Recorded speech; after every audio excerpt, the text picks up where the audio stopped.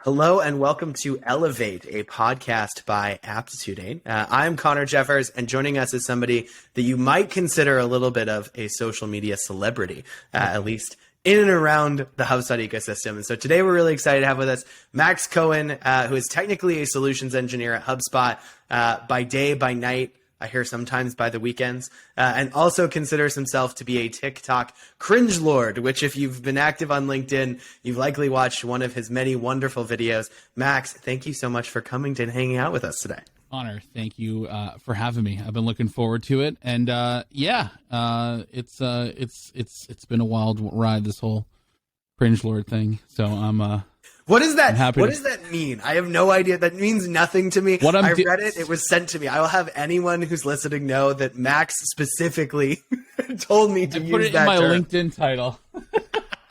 Is that true? Do you actually have that as your LinkedIn title right now? Oh yeah. If you go look at my LinkedIn, it'll say solutions engineer at HubSpot bracket TikTok cringe lord. Cringe lord. Define cringe lord for us. What is this? Yeah. I think some people might find my content a little cringe, right? I have two daughters right now that I know for a fact are going to think you're very super cringy when they grow up and start using social media platforms and they see all this goofy stuff that Dad was doing about his work so many years ago. So I think I'm just trying to get ahead of that, Okay. But the other thing too is not a lot of people on TikTok know what I'm talking about. And so I feel like that leads to plenty of cringeworthy moments because they're just I see this guy trying to do this trend or this meme or anything, but I have no clue what the subject matter is. So cringe. But on LinkedIn, hey, that's why it does great on LinkedIn. So that's all I'm concerned about, really. Yeah. Were you doing TikToks? So I only know. I mean, I know you outside of LinkedIn also, but I only know of your TikTok content on LinkedIn, which is were you doing TikTok stuff unrelated to HubSpot, unrelated to RevOps prior, and then how did this come to be? You remember Vine? Yes, absolutely. Okay, I was really, really into Vine, which is why. So there's an arc here. So I was working at Apple. I wasn't doing Apple related stuff, but that's just I was working retail. Young.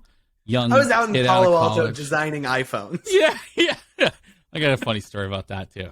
But so I really loved Vine because the concept I thought was super cool. Where originally, at least, it was can you be funny in 6 seconds or less, right? Yeah. And the reason I really, really liked that is because the people who were funny on that app were really, really good at comedic timing, right?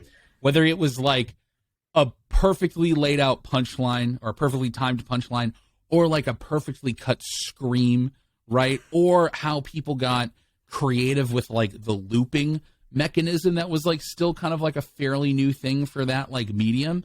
I thought that was cool because it was just you have to be funny, but you can only do it under these very specific circumstances, right? Sure.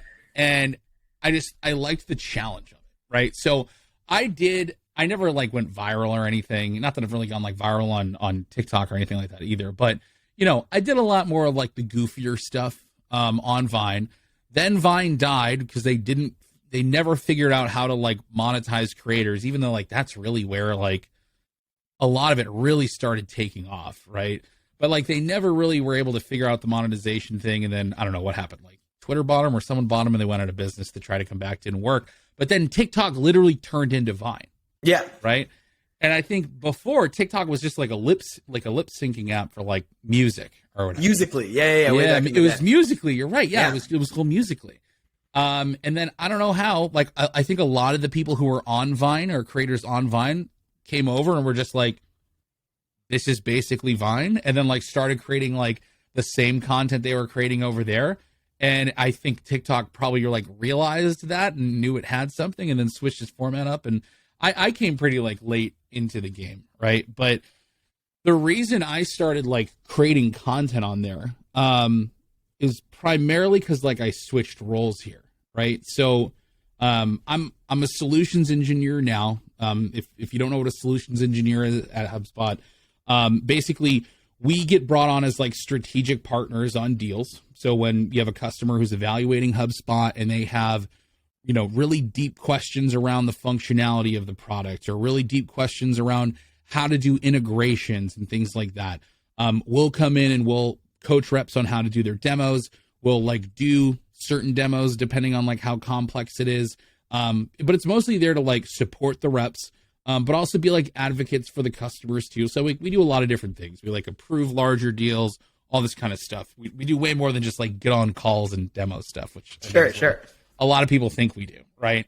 But me, I like to use it as like a very much like educational role for reps. And honestly, I just try to make it so like they don't need SCs in the future. You know what I mean? Like try to empower them as much as they can. So I love this job. But before I was a solutions engineer, I was a product trainer on the learning and development team, right? So before that, I was doing customer onboarding. But when I was doing onboarding for new hires at HubSpot, excuse me, my whole thing was like, I loved like preaching the gospel of inbound, if you will, right? I loved our tools. Like I always say, like HubSpot's my favorite video game, right? And so it was a great role for me because I got to get everyone who was joining HubSpot that I got to interact with.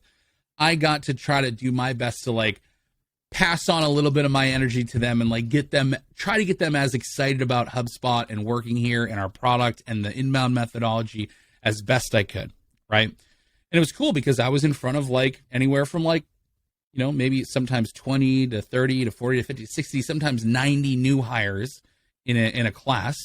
And, I had an audience. I had people I could talk to. I had a way to leverage my message, right? Get it out to all these folks, get them to go, be super excited with customers, things like that, right?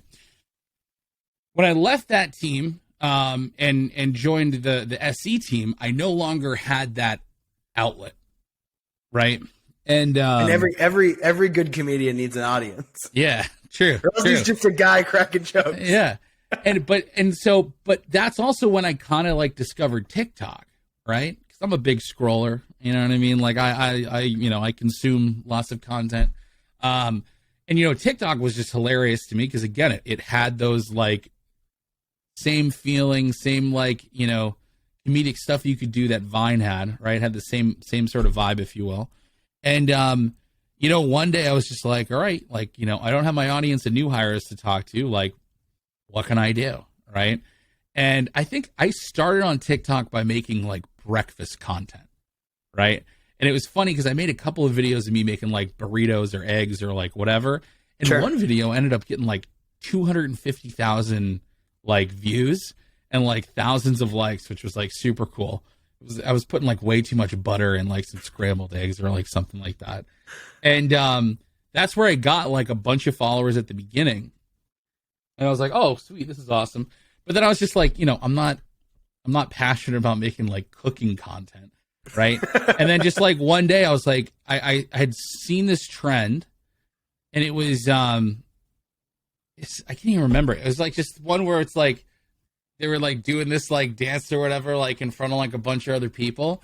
And I was like, oh man, it'd be super funny if I did that with, oh, actually, no, it wasn't that one. It was a different one. It was the one where someone's like, oh, I need more leads. And then like Marketing Hub comes out of nowhere and he's like, oh, I can take you there and blah, blah, blah. I think it was some guy named Newmain who's like kind of like not a super cool like creator on there. Like he's kind of like a weird dude. Did some like shady stuff, but the trend itself was like on point for what I was trying to say. Right. And I went to my buddy Vinny, who was like, he's one of our recruiters here. And he created a lot of content on TikTok about recruiting. And he was cross posting that to LinkedIn.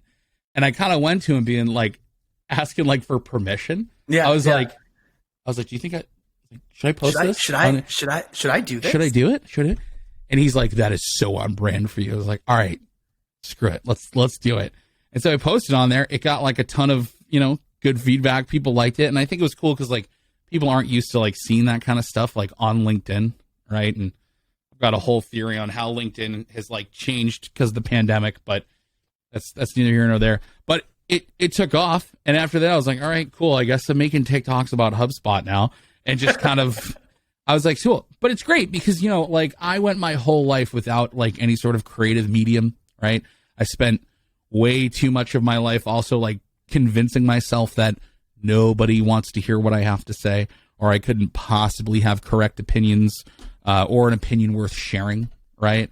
And, you know, I also turned 33 this past year, and I'm kind of at the point where I'm just like, you know, I just don't care anymore. Like, you know, like I'm not going to live in a world of like self-doubt and stuff like that. And I'm just going to have my creative outlet. I'm going to put it out there. And if people like it, great. If they don't, whatever, you know? So it's cool. It's a lot of different elements. It's me kind of needing that audience, me wanting to like, you know, get the message out there about HubSpot and inbound, me wanting to be like a totally goofy weirdo.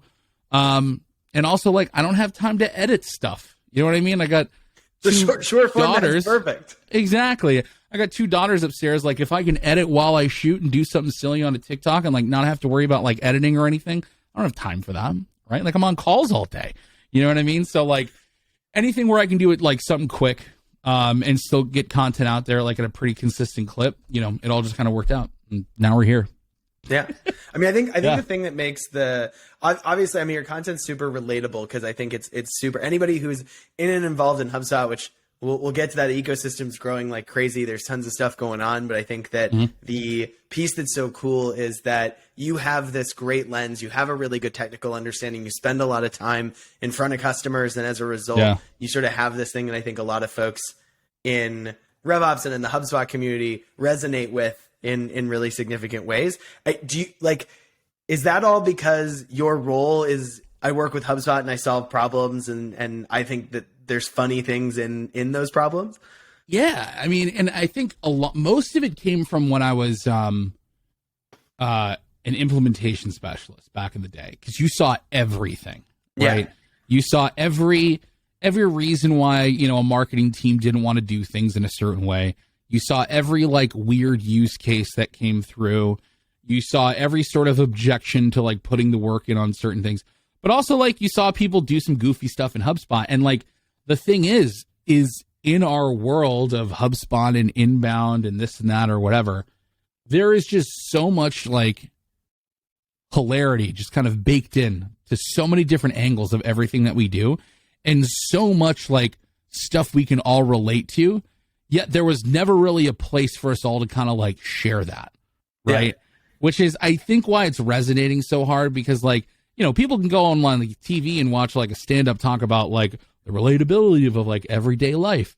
But like, where do you go to get that around like a software that you and a bunch of other people use? You know what I mean? Like it doesn't really happen. So like, that's why I think it's like performing so well on LinkedIn, right? Yeah. Like, it's related enough to work, but it's different enough from like the usual like bullshit you see on there, right? Where it like really kind of stands out and like resonates with people, you know?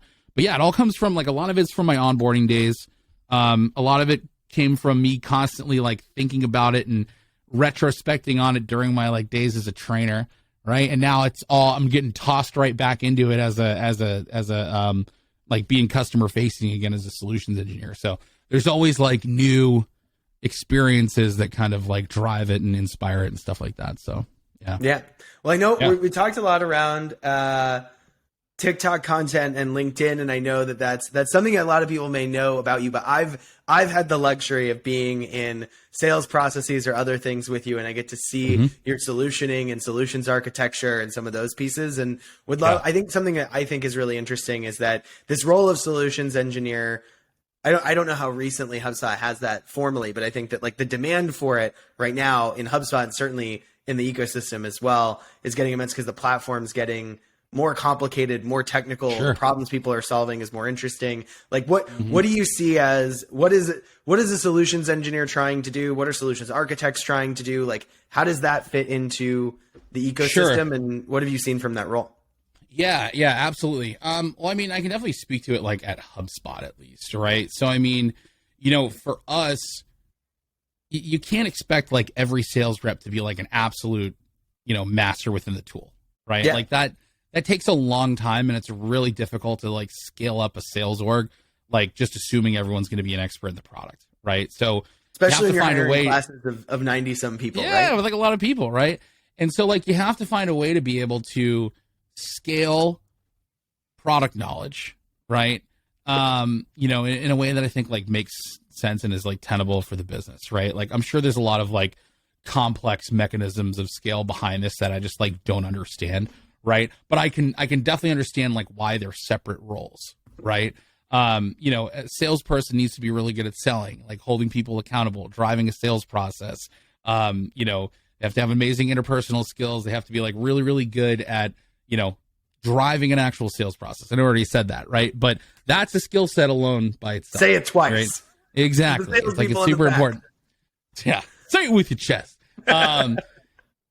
While being like an expert at HubSpot is a whole trade on its own too. You know what I mean? So like, it's good to be able to like have those folks that come in like when it's needed, because it's not always needed. You don't always need, a deep expert on like integrations and, all this functionality of the tool from front to back on every single deal, because, the tool's easy enough. Like it usually like sells itself, which is pretty cool. But like you do need to be able to bring those people in from time to time. Now, solutions architects, there are going to be those deals that are going to require like a lot more like dedicated bandwidth, especially when you're talking about like the upmarket motion. And I'm definitely not going to do this like team justice at all, like explaining it here. But like we have engineers and we have architects. The definition of those at other companies I've seen is completely different, right? Like everyone has the idea of like a sales engineer, right? But I think different companies have said solutions architect, solutions engineer, sometimes the same thing, sometimes it's different, sometimes it's pre-sales, sometimes it's post-sales, right? In our case, it's all pre-sales, right? But typically like much higher MRR, way more complex, way more seats in like sales and service, right?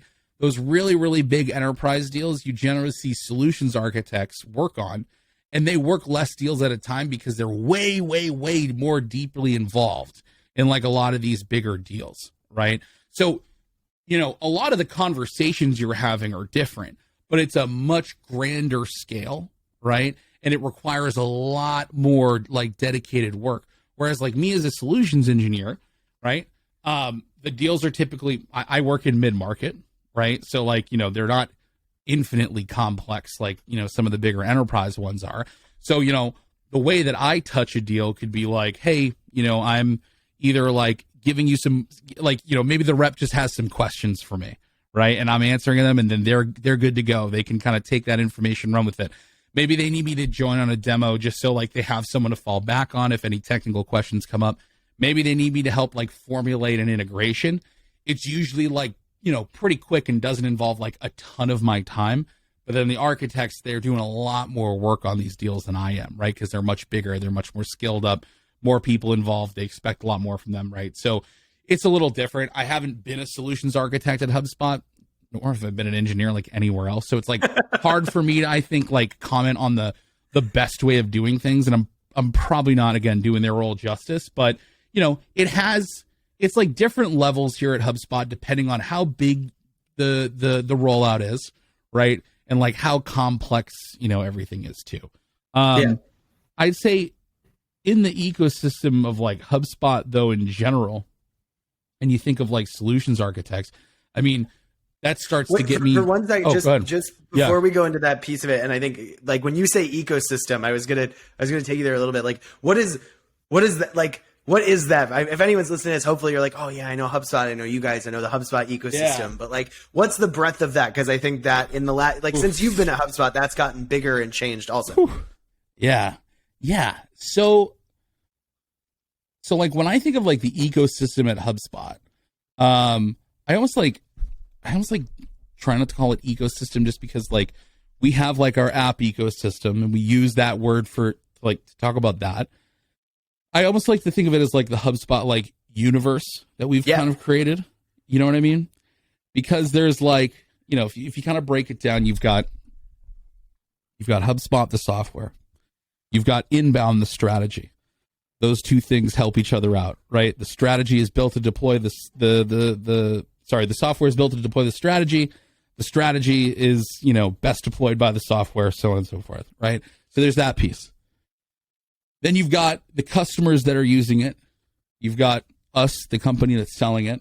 And then you also have our partners who are helping us scale this, right? And like make sure our customers are succeeding with HubSpot, right?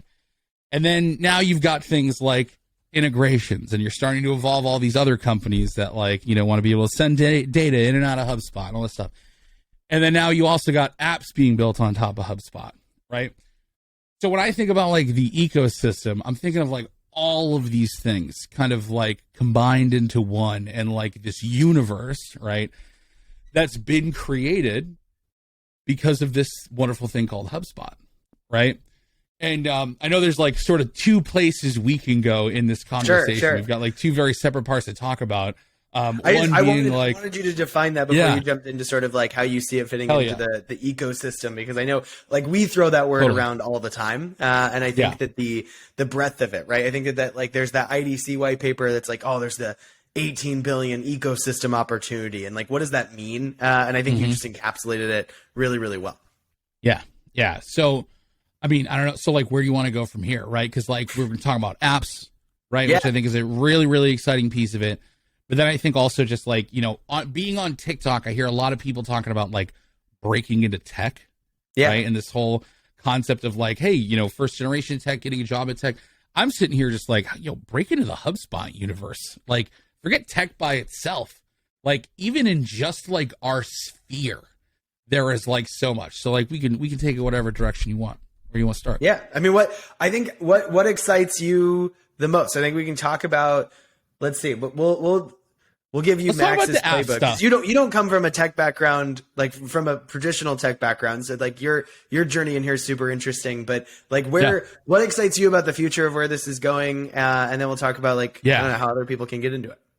Yeah, totally. So I think there's two big things I definitely want to like really pick your brain on, right? Sure. Is the idea of like how the app marketplace is kind of evolving, right? And I love talking to you about it, because you guys are doing a whole lot of like what I kind of see as like the future of the App Store, like it just kind of from what I've seen, right? Because there's this concept of like, all right, when we think about the App Store, immediately, and I think a lot of HubSpotters are still this way too, they think of the App Store as having integrations to other existing pieces of software, right? But what comes to a surprise, I think, to a lot of folks, and this is HubSpotters, this is customers, this is partners, this is everybody, right? It's not like I don't think there's like a failure here for anyone to like not understand it, right? Is that there's also this concept of building apps on HubSpot that aren't apps that are just existing out in the standalone world, right? So like just apps that are living, breathing, functioning, and running off of the data you already have in HubSpot and add value to what you're doing in HubSpot, right? So I love what you guys are doing, because you look at like a lot of the different apps that you've built. It's not like this is like some tool that you can use without using HubSpot. You're identifying either like a gap in the HubSpot service offering, or finding new and unique ways to accomplish certain things in HubSpot.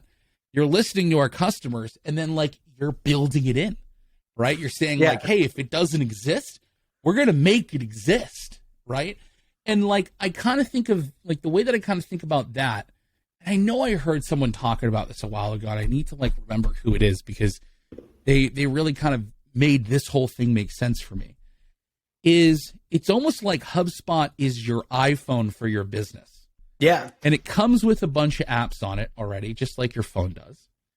But then developers can like build other apps on that phone that use that phone's data to do stuff, right? And like that's kind of the real exciting thing to me, because if you look at the iPhone, the reason the iPhone was as successful as it was is because of the App Store, right? Yeah. And like HubSpot's app marketplace is like on the cusp of like doing that same thing, right? Yeah. Where a lot of these developers get hip like, to this idea. Yeah, go ahead. I'm literally Googling like what are the original apps that were on. Now it's an iOS 11. So I don't even know if any of all of these are OG, but like the original iPhone had like a calculator app and a calendar app and a camera app and a clock app. And I don't think I don't know, someone who's like a Steve Jobs historian is going to go like bash me over the head if I get this wrong. But I don't think on the first day the iPhone launched, the App Store existed. Like I think that launched later. And I think if we think about where HubSpot's at right now, I think the App Store is like just starting to come online. And we run into, so for anybody here, we have Apps Today, which are our core services business. We have another arm of our business called A8 Labs, where we're building products on HubSpot. So we have Clone Attack, which is one-click cloning, or you can clone records via workflow. So you can do something like when deal is closed one, create another deal, clone it, move all the line items, put it in your renewal pipeline. We have Associate, which is like VLOOKUP style stuff. Really helpful. One of the cool things you'll get a kick out of this. One of the coolest things doing Associate is like if you import flat files, you can so like importing associations is really hard, but Associate you can auto link all those records just like with a workflow, which is super cool. And we have some other ones and we have some cool stuff coming up. But I think that what we're really excited about is I think that the App Store, I think that comparison is really apt, and like that has just started to exist. And if we're watching The Dropout right now, which is all about like Theranos, but there's this whole thing where like the Walgreens executives go to Palo Alto and they're like, these app companies, like there's like Twitter is an app company and they have like all these things. And I think that we're at the very beginning where I really think that there will be very large successful businesses that are HubSpot apps, and that's what they are. And like that's their business, and they are not some separate commission application that has an integration to HubSpot, but they're like Timerman, which we're launching this week, which is SLA management in HubSpot. So if you're using Service Hub and you want to say, I have specific rules about how quickly we respond to customers, how long tickets can sit in statuses, I have different rules by region or customer type, you can build and manage that. And that app isn't outside of HubSpot and connecting to it. It's all on HubSpot. Like you can't use it unless you're a HubSpot customer. And I think that like, when we think about some of the app stuff, I think we're at the very beginning of that curve, and we're just starting to work with HubSpot's done an amazing job and hired people who are like, that's what they're focused on. They're building tools for that. And that's really exciting. And I think for us, it's a natural extension from services, but I think that, I don't know. I mean, I think the future of HubSpot is going to be, hey, you have HubSpot plus these 3 or 4 apps that you're going to install in order to solve the problem you're trying to solve. Yeah. And like the other thing too, it's like if you're an agency owner and you're looking for the next way to like expand your HubSpot partner agency, hey, you can become a SaaS company pretty quick. Right? Like you already know the ins and outs of the product.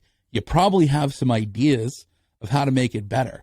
Well, did you know that you could just turn that into an app? I mean, I know it's way more complicated than that, but the opportunity sits there for you to say, hey, HubSpot doesn't do this, or I could think of a better way to do something.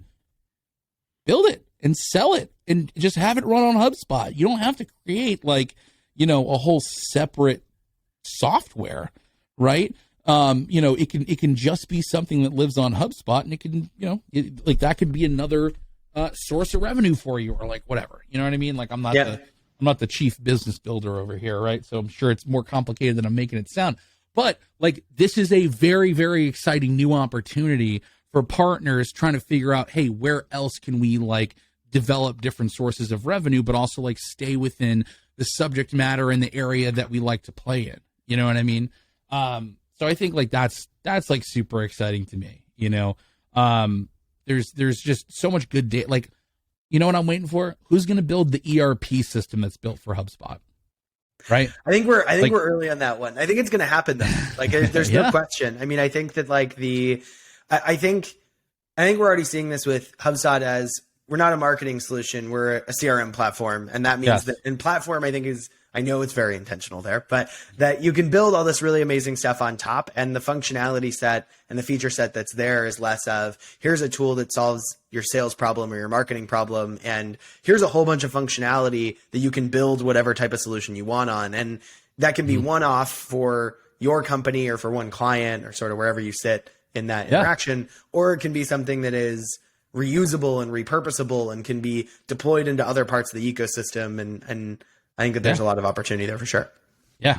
So I think that stuff's super cool. And that's why I always love talking to you guys, because like as you're building a whole, business around this idea of like, building apps and making HubSpot better and and solving like, all these different problems. So I just think that's super cool. The other side of it though, not to like just dramatically shift.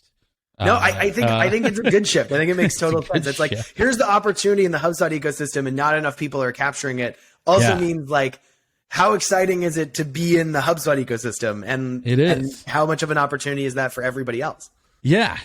And like, and these are like this is kind of, again, and I see a lot of this like on TikTok. I see like a lot of people talking about like all these different ways to like break into tech, or people saying like, oh, I don't want to work in tech because I'm going to have to go back to school, and like, all of these like wild things. And, I look around and I see like, and again, like, I don't think HubSpot's unique in this. I think we do it very well. Right. But, the fact of the matter is, it's like, there's plenty of like resources out there for you to like break into tech that are free. You know what I mean? And I always love highlighting HubSpot Academy as like one of those examples, right? Like, you don't have to go back to school to learn about inbound marketing. You don't have to go to school to learn about software platforms. Like, a lot of that stuff is just available to you either like through the software vendor itself, right? We do it through HubSpot Academy. Like, you can go and get certified in using, almost every single product that we have. You can learn a ton about the strategy that's like related to the stuff that we talk about, and it's not going to cost you a dime, right? And that gives you all this like knowledge that you can take and go potentially find employment in this universe. And what's wonderful about it is that not only is like HubSpot hiring all the time, right? And we always have like roles open here, but you got to remember we have this like vast partner network that is also scaling with us, right? So not only are we adding more and more partners, those partners are getting bigger and bigger and bigger, especially if like you're participating in like partner-led onboarding, or you're just trying to bring on more business. Like, they're constantly looking for people who know HubSpot. And oh, by the way, there's free ways for you to learn that stuff without feeling like you have to go back to school and completely, rethink the way you educated yourself for your career. All that stuff is just available to you if you have an internet connection. Yeah. Right. And then, on top of that, all the customers that are buying a HubSpot that are eventually going to want to hire people that know HubSpot. They can't. No one can get it fast enough. I totally agree with you. I mean, I know we're always hiring. We have, so this is something that like, I don't even know if you and I have talked about this, but like, we're really passionate about a lot of this and career development and being able to create those opportunities for people. But like, we have, I know of at least 5 people on our team. So like we're 35 right now. No college degree, no background. We have a junior consultant on our team. We hired as an associate. He's 21. He's not in an entry-level job. He's 21 years old. He's running client projects. Like, he knows HubSpot inside and out. He's on our web ops team. And those types of opportunities, I think, exist here. And to your point, like, going back to school would not help you get that job. Like, it will not give you any skills that we would go and hire for. And what we're looking for is go learn and use HubSpot. And to your point, you can do and access that for free. Yeah. Yeah. Right. And again, customers that buy it want to hire people that know how to use it. Right. Especially now that we're starting to enter into this, big discussion around the ideas of like the HubSpot admin and all that kind of stuff, which is a very interesting conversation, I think, just because, I've been using the line for years of saying there's a reason there isn't a lot of people with the job title HubSpot admin, if you catch my drift. Right. You know what I mean? And now I'm not going to be able to use that. Now that's changing, because you're like, there's so many people who need that job title. Yeah, but it's a good change. And I think that's like a great byproduct of the direction that HubSpot's going in, right? That it can do so much that you would need, a person just dedicated for it, which is great. It's not like a hindrance, you know what I mean? Yeah. But also at the same time, it still can be run by the people who are just using it as well, right? So, I think it speaks to the flexibility and the way that HubSpot grows with you, right? But again, like, I think like my big message around this stuff, right, is like, I get that a lot of people love the idea of like breaking into tech, but I think there's a more focused way to do that. And I think this beautiful HubSpot universe is like something that people should explore, because there's a lot of opportunity here, whether you are a web designer, a freelance like marketer, someone who considers themselves just like a social media manager, something. There is so many resources that you can just go and really kind of take it from 0 to 10 in terms of like your HubSpot knowledge. And then HubSpot's hiring, partners are hiring, customers are hiring. You can do work on Fiverr. You could be a freelancer. You could start your own business, right? You could start your own agency. Like, there's all these avenues in this ever expanding like universe that's getting just propelled, or not propelled, just ever expanding because of like, how HubSpot has been successful, right? Yeah. So if you're listening to this, check out HubSpot Academy. Go on YouTube. Like, there's so many ways that you can learn this stuff. You don't have to go back to school. You can if you want to, right? But, there are other ways that you can educate yourself, right? I always tell myself, like, I got my MBA before I was working at Apple, but my 2.5 years that I was an implementation specialist, I learned 10 times more about how businesses operate than any time that I spent in school, right? Yeah. Like, I totally agree. I think nothing beats experience. And I also think that like getting that experience is far more accessible than anyone realizes. And I think if you can find, I know the HubSpot partner community is hiring like crazy. I know HubSpot's hiring like crazy. I know customers are hiring like crazy because they can't find anybody to help them come and build this stuff. And I think the bar is low. And I actually think as HubSpot gets more complex, the bar doesn't get higher. The bar actually gets lower. Like over time, what happens is the demand for that knowledge gets so high that the comp requirements go up, the roles go up, the solutions architects become a thing that people need, and like HubSpot admins become a thing. And I think that if you are interested in a lot of these things, get exposure to the product, get exposure to the software, and you will become incredibly employable very, very quickly. The wonderful world to be a part of. Like, whether you're already in it or you're on the outside looking in, like there is a ton of like really cool opportunity. Like, again, even for folks that have like been around in it too, like the opportunity that you have, whether it's building apps or starting an agency or, whatever, just like with the way that it's scaling, there's always going to be one way for you to make a living inside of the orange, the orange universe or whatever, orange universe. Yeah. Or whatever we want to call it. Cool. Yeah, man. Well, Max, thank you for entertaining all of us in the orange universe. If you don't follow Max on LinkedIn or TikTok, I recommend you do so. It's a great time. And thank you so much for joining us. I know I put this out there, but if people want to follow you online, is it LinkedIn? Is it TikTok? Where's the best place to find Max Cohen content? So TikTok will have all of my stuff, including the stuff that's too spicy to come over to LinkedIn. Ooh. LinkedIn is where most of the because like I'll still do some like just goofy, not HubSpot related stuff. Like I did a wicked funny one with my 1-year-old the other day, which was great. But yeah, follow me on TikTok. It's just at official Max Cohen on TikTok, and then just find me on LinkedIn. Just Max Cohen. Search me, connect with me, ask me questions, whatever you want. I'm here for you. Sounds awesome. Well, thank you so much for joining us, Max. For anyone listening, thank you for coming apart. Check out Max. He has amazing content. You can find us at apptodate.com for this episode and a whole bunch of other ones. And thank you so much. Awesome. Thanks, Connor.